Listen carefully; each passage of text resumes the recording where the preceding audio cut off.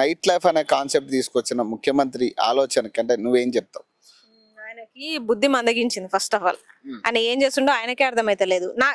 ఇంకొకటి ఏంటంటే, ఇదే గాంధీ స్టాచ్యూ కోసము తలా ఒక మీ నెల జీతం ఒక్కొక్కరు 1000 రూపాయలు అట్లా దానం చేసిన మనోళ్ళు 1000 కోట్లు అవుతాయి అని చెప్పిన సందర్భాలు ఉన్నాయా లేదా? మళ్ళా ఎవడన్నా బుద్ధున్నోడు 500 కోట్లతో విగ్రహాలు కడతాడావా అని మళ్ళీ ఈయననే అంటాడు. 1000 కోట్లు ఎందుకు అడిగినావు మరి? 1000 కోట్ల బడ్జెట్ 1000 కోట్లు దానం ఇవ్వండి అని కాంగ్రెస్ పార్టీ నాయకుల్ని ప్రతినిధుల్ని ఎందుకు అడిగినావు మరి? అసలు నీకు అవసరమే లేదు కదా. 500 కోట్ల కాదుగా, ఒక 70 లక్షల 70 ఇదిలా నువ్వు కడతా అని చెప్పినావు కదా. అట్లాంటప్పుడు మరి 1000 కోట్లు మీరందరూ ఇంతలా కొంచెం వేస్తే 1000 కోట్లు అవుతాయి అని ఎందుకన్నావు మరి?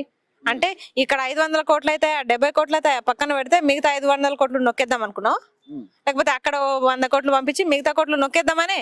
అసలు నేను చూసిన స్వయంగా అందరినీ మీటింగ్ లో కూర్చోబెట్టి తలా కొంచెం వేస్తే 1000 కోట్లు అయితే మనం మంచిగా విగ్రహం కట్టుకోవచ్చు, గాంధీ విగ్రహం కట్టుకోవచ్చు గాంధీ కుటుంబం కోసం అని చెప్పారు.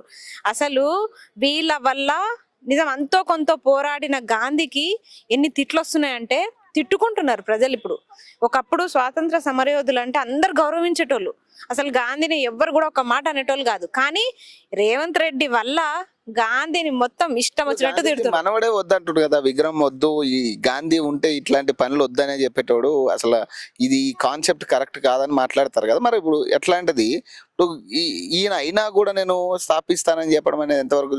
గాంధీ మనవడు అంటే రాజీవ్ గాంధీ లేకపోతే ఈ రాహుల్ గాంధీ? ఏ గాంధీ? ఈయన ఇప్పుడు ఆయన ఒరిజినల్ మనవాడు చెప్తే వినడు. ఈ గాంధీ చెప్తాడు చూడండి, రాహుల్ గాంధీ చెప్తాడు చూడండి, ఆయన మాటలు వింటాడు.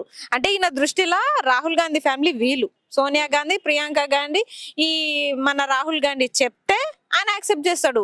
ఆ గాంధీ చెప్తే ఈయన ఎందుకు వింటాడు? ఆయన ఏమైనా పదవుల్లో ఉన్నాడా, కాంగ్రెస్ పార్టీలో ఉన్నాడా? ఆయన చెప్తే ఈయన వినడు. ఎందుకంటే రేవంత్ రెడ్డి దృష్టిలో అసలు గాంధీ ఫ్యామిలీ అంటే రాహుల్ గాంధీ, సోనియా గాంధీ, ప్రియాంక గాంధీ అట్లా. ఇప్పుడు మనం కూడా అస్మారెడ్డి, పవన్ రెడ్డి వెనకాల రెడ్డి తగిలించుకుంటే కథం మనం కూడా రెడ్లం అయిపోతాం. అట్లా ఉంది పరిస్థితి. కానీ ఇప్పుడు